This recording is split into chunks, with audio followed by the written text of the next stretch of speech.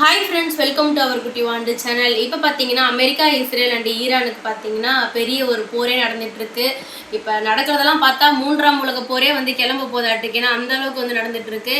இப்போ ரீசெண்டாக பார்த்தீங்கன்னா நம்ம துபாயில் இருக்கிற சர்வதேச விமான நிலையத்தில் பார்த்தீங்கன்னா ட்ரோன் மூலயமா குண்டு போட்டு கொஞ்சம் சிதைச்சிருக்கிறாங்க. ஆனால் இதில் வந்து கொஞ்சம் சந்தேகமும் இருக்குது மகளே. ஏன்னா நீங்களே சிந்திச்சு பாருங்களேன், வளைகுடா நாடுகளை வந்து நாங்கள் வந்து எதுவும் பண்ண மாட்டோம் அப்படின்னு சொல்லிட்டு வந்து ஈரான் அதிபர் வந்து சொல்லிட்டாங்க. சொன்னது ஒரு ½ அப்புறமா இந்த இன்சிடென்ட் வந்து நடந்துட்டு இருக்கு. அப்போ சொல்ல உடனேவே அவங்களவே பண்ண போறாங்க. நீங்களே யோசிச்சு பாருங்களேன். இப்போ இது ஏதோ ஒரு சதி வந்து இதில் இருக்கு அப்படின்னு சொல்லிட்டு உங்களுக்கே அது புரியும். அது மட்டும் இல்லாமல் இப்போ இந்த அமெரிக்கா அதிபர் இருக்கிறார்ல, பிரசிடென்ட்டு, அவர் என்ன சொல்லியிருக்கிறாருன்னு பார்த்தீங்கன்னா, அவரும் அப்புறம் அமெரிக்காவோட அந்த கப்பல் கமாண்டர்னு சொல்லுவாங்கல்ல, ராபர்ட் கூபர், அவர் வந்து என்ன சொல்லியிருக்கிறாங்கன்னா, ராத் கூபர் சொல்லியிருக்கிறாரு, நாங்கள் வந்து ஈரானோட கப்பற்படையை வந்து அழிக்காமல் நாங்கள் வந்து விடவே மாட்டோம். ஆல்ரெடி வந்து நாங்கள் எரித்த கப்பல், ஈரானோட போர்க்கப்பல் வந்து எரிச்சிருக்கிறாங்க இல்லைங்களா நம்ம இந்திய பெருங்கடலில், அது இன்னும் எரிஞ்சிக்கிட்டு இருக்குது. இன்னும் இந்த போர் வந்து தீவிரமடையும் அப்படின்னு சொல்லியிருக்கிறாங்க. இன்னொரு பக்கம் பார்த்தீங்கன்னா ட்ரம்ப் என்ன சொல்லியிருக்கிறாங்கன்னா, வந்து ஈரான் வந்து எங்கள்கிட்ட சரணடையணும் அப்படின்னு சொல்லியிருக்கிறாங்க. அதுக்கு ஈரான் தரப்புலேருந்து இந்த பிரசிடென்ட் வந்து என்ன சொல்லியிருக்கிறாருன்னு பார்த்தீங்கன்னா, எதிரிகளிடம் வந்து என்றைக்குமே நாங்கள் வந்து அடிபணிஞ்சு போக மாட்டோம், என்றைக்கும் நாங்கள் சரணடைய மாட்டோம், இந்த வாக்கியத்தை வந்து நீங்கள் வந்து உங்களோட கல்லறையிலே போய் எழுதிக்கோங்க அப்படின்னு சொல்லிட்டு ரொம்பவே ஸ்ட்ராங்காக வந்து பேசியிருக்கிறாங்க.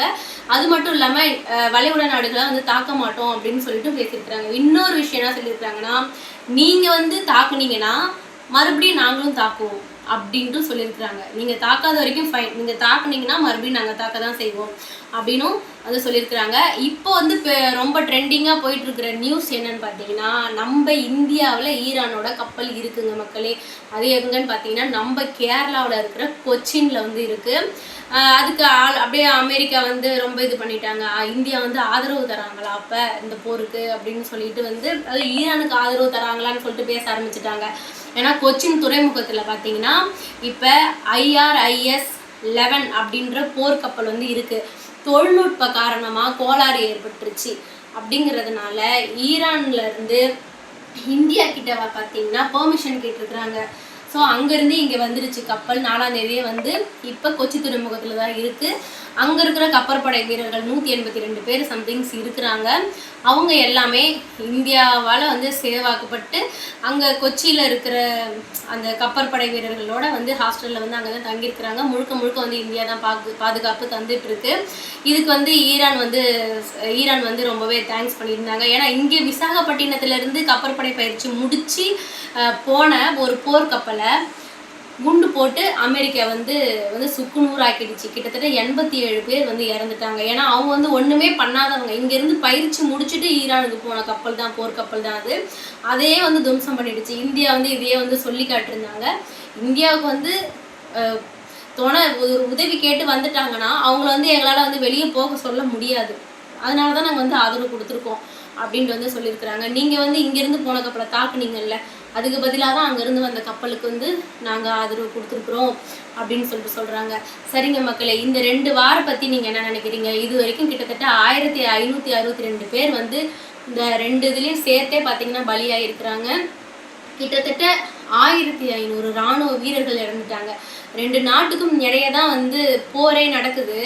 ஆனால் எவ்வளோ இராணுவ வீரர்கள் வந்து இறந்துருக்குறாங்க, எவ்வளோ பொதுமக்கள் இறந்துருக்குறாங்க, ஒரு வாயிலா ஜீவன்கள் வந்து இறந்துருக்கு. இதுக்கெல்லாம் யார் வந்து பதில் சொல்ல போகிறாங்கன்னு தெரியல. அங்கே இருக்கிற மக்களுமே ரொம்பவே கஷ்டப்படுவாங்க. ஏன்னா எந்த நேரத்தில் எங்கே குண்டு போடுவாங்கன்னே தெரியாது. நிம்மதியான தூக்கம் இருக்காது, சாப்பாடு இருக்காது. குழந்தைங்கள்லாம் யோசிச்சு பாருங்கள்.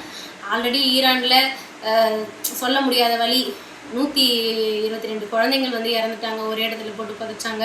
இன்னும் எத்தனை உயிரை வந்து காவாங்க போகிறாங்கன்னு தெரியல. இந்த வாரம் வந்து நீடிக்குன்னு வேற சொல்லியிருக்கிறாங்க.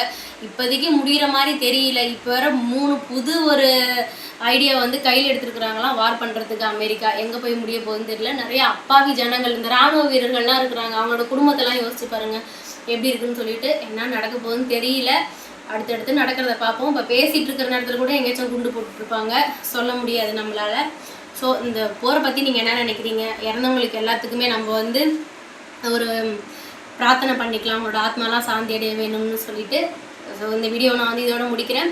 அடுத்தது என்ன நடக்குது அப்படின்னு சொல்லிட்டு நியூஸ் வரும்போது நம்ம வந்து அடுத்த அப்டேட் வந்து உங்களுக்கு கொடுத்துக்கிட்டே இருக்கிறோம். அது வரைக்கும் குட்டி வாண்டு சேனலை மறக்காமல் பாருங்கள், ஷேர் பண்ணுங்கள், லைக் பண்ணுங்கள், சப்ஸ்கிரைப் பண்ணிக்கோங்க. இன்னொரு வீடியோவில் சந்திக்கிறேன். Thank you to all, bye.